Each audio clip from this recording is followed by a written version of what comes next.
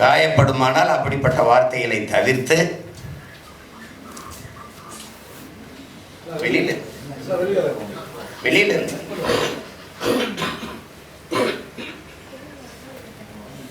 முதல் அலைபேசி எடுத்துட்டு வரக்கூடாது, இல்லைன்னா அணைச்சி வைக்கணும். அவசரமாக உங்களுக்கு பிரதமர் இருந்து உள்துறை அமைச்சர் இருந்து வரணும்னா நீங்கள் வெளியில தான் இருந்து பேசணும்.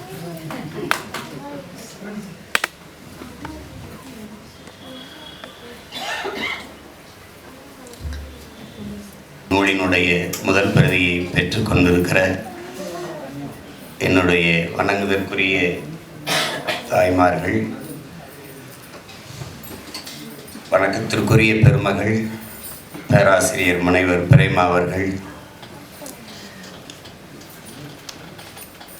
அரங்கை நிறைத்து அமர்ந்திருக்கிற என் உயிரிலும் உணர்விலும் கலந்து வாழும் என் அன்பு உறவுகள், ஊடக நண்பர்கள்,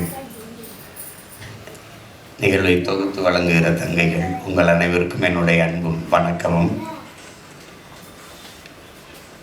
நம்முடைய ஐயா ராஜநாயகம் அவர்களை எல்லோரும் அறிவோம்.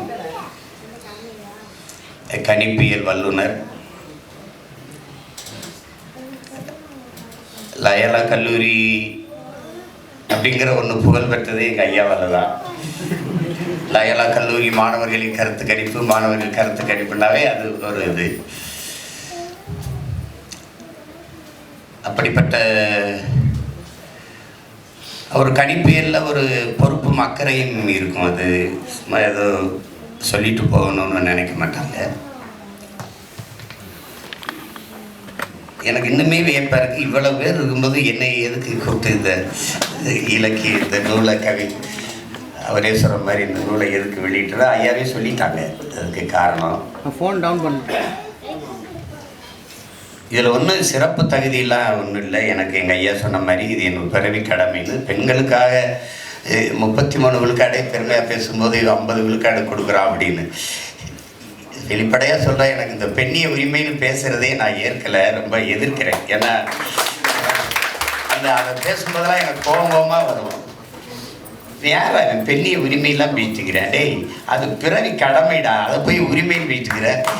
என் தாய்க்கு, என் தங்கைக்கு, என் பிள்ளைக்கு, என் மகளுக்கு நான் கொடுக்க வேண்டியது என் பிறவி கடமை, ஒரு ஆண்மகனின் அதீத பெருமை.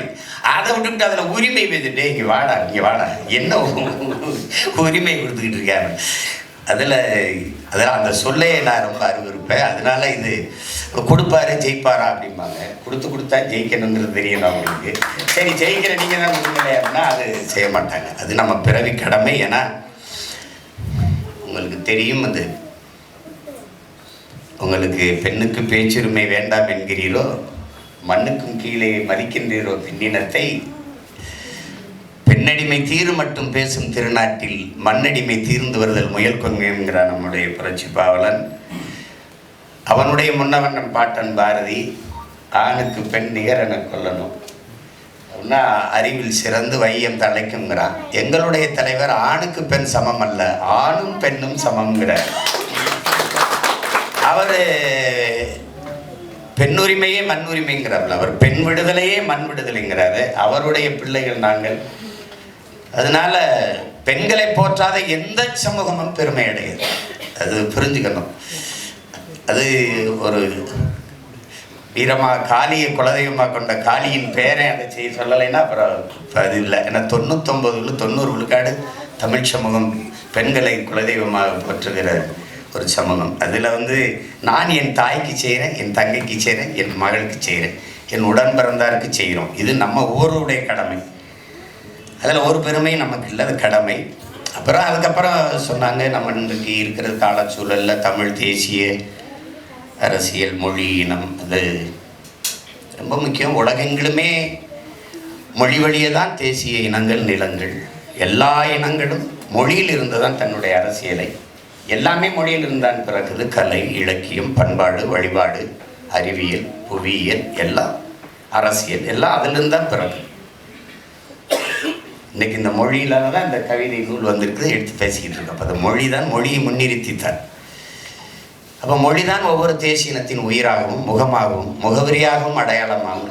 அதை அழிய விட்டுட்டா அந்த இனம் அடையாளம் தெரியாமல் அழியும். அது வரலாற்று உண்மை.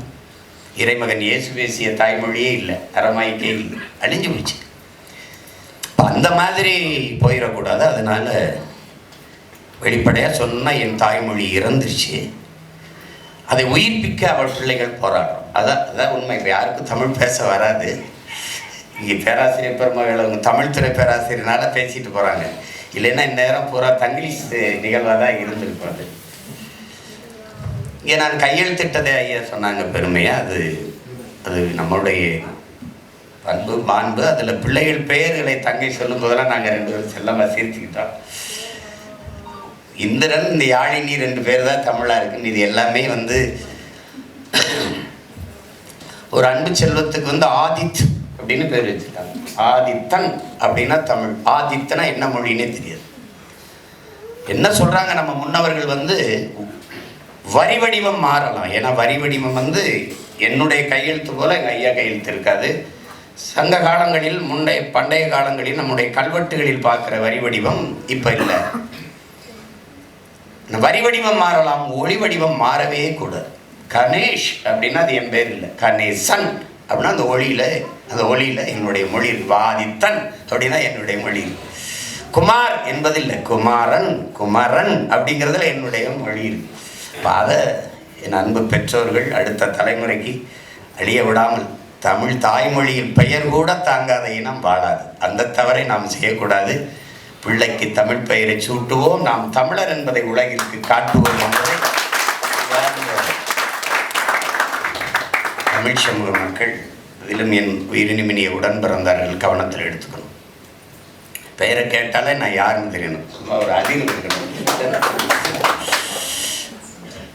அவரது இலக்கிய நிகழ்வுனாவே ஒரு குறுகிய அரங்குக்குள்ள ஒரு 50-100 பேர் உட்கார்ந்து பேசுறதுன்னு ஆயிடுச்சு. இதை மாறணும், இதெல்லாம் மாறணும், காலம் மாறணும்.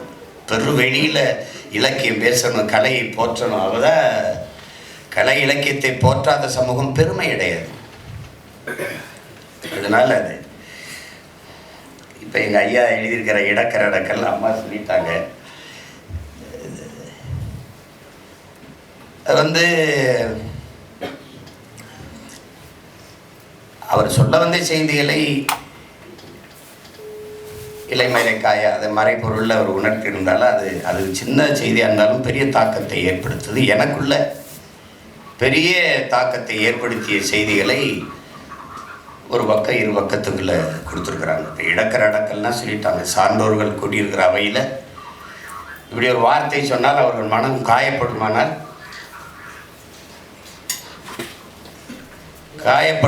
அப்படிப்பட்ட வார்த்தைகளை தவிர்த்து வெளியில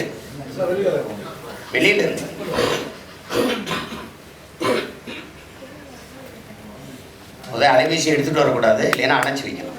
அவசரமாக உங்களுக்கு பிரதமர்கிட்ட இருந்து உள்துறை அமைச்சர் இருந்து வரணும்னா நீங்கள் வெளியில தான் இருந்து பேசணும்.